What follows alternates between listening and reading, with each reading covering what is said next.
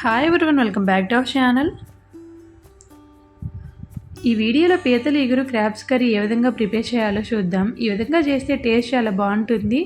పీతలు అంటే ఇష్టం లేని వాళ్ళు కూడా ఈ విధంగా చేస్తే ఇష్టంగా తింటారు. లాస్ట్ వీడియోలో చూస్తే మీకు అర్థమవుతుంది. ఈ పీతల్ని మేము బీచ్ నుంచి లైవ్లో కొని తీసుకొచ్చాం.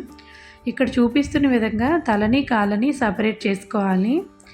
ఈ విధంగా చేసుకోవటం వలన మనకు తినేటప్పుడు ఈజీగా ఉంటుంది. వాటర్ వేసుకొని ఒక 2 టైమ్స్ బాగా వాష్ చేసుకోవాలి.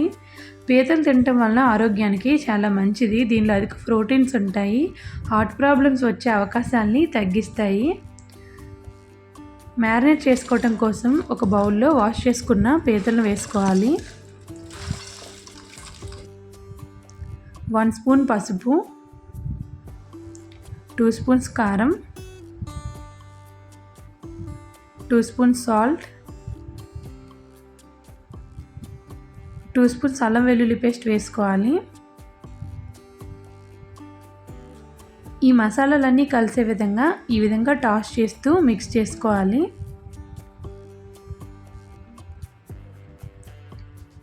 మూత పెట్టి ఒక 10 నిమిషాలు ఉంచాలి.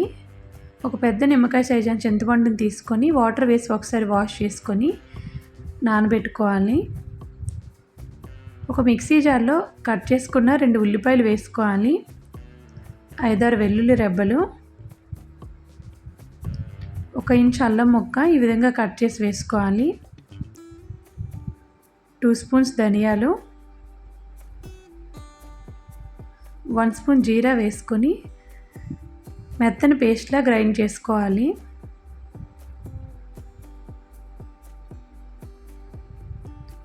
మిక్సీ జార్లో 2 కట్ చేసుకున్న టమాటోలను వేసుకొని టమాటో ప్యూరీ రెడీ చేసుకోవాలి. స్టవ్ పైన బాండీ పెట్టుకొని ఆయిల్ వేసుకోవాలి. ఆయిల్ హీట్ అయ్యాక ప్రిపేర్ చేసుకున్న ఆనియన్ పేస్ట్ని వేసుకొని ఫ్రై చేసుకోవాలి.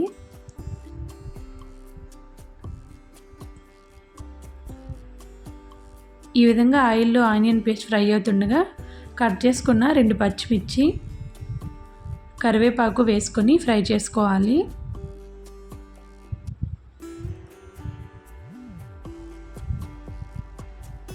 హాఫ్ టేబుల్ స్పూన్ పసుపు, 2 స్పూన్స్ సాల్ట్, 2 స్పూన్స్ కారం వేసుకోవాలి. ఆల్రెడీ మనం మ్యారినేట్ చేసుకున్నప్పుడు వేసుకున్నాం, సరిపడా వేసుకోవాలి.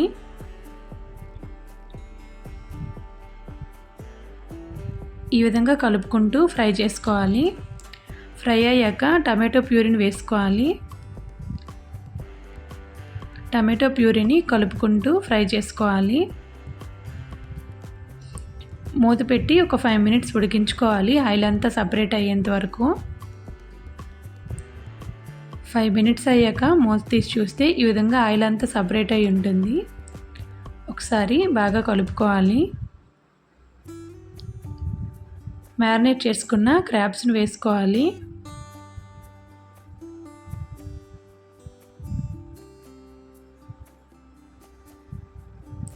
మసాలాలన్నీ కలిసే విధంగా కలుపుకోవాలి.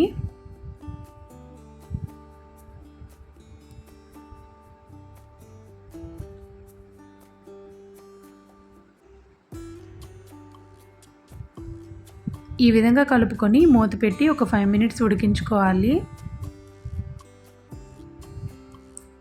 5 మినిట్స్ అయ్యాక మూత తీసి ఒకసారి కలుపుకోవాలి.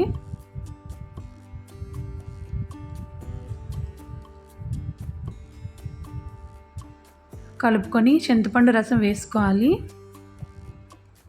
ఇక్కడ నేను 500 ml చింతపండు రసాన్ని వేసుకున్నాను. వేసుకొని ఈ విధంగా తిప్పుకుంటూ కలుపుకోవాలి.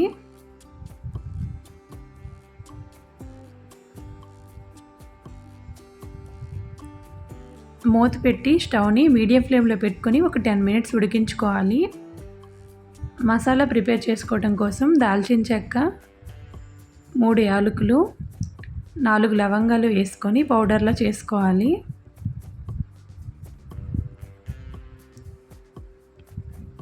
టెన్ మినిట్స్ అయ్యాక మూత తీసి ఒకసారి ఈ విధంగా తిప్పుకోవాలి. గరిటెతో కలిపిన ప్రాబ్లం ఉండదు, చేపలు కాదు కదా విరిగిపోవడానికి. ప్రిపేర్ చేసుకున్న మసాలా పౌడర్ని వేసుకొని ఒకసారి కలుపుకొని ఈ విధంగా తిప్పుకోవాలి.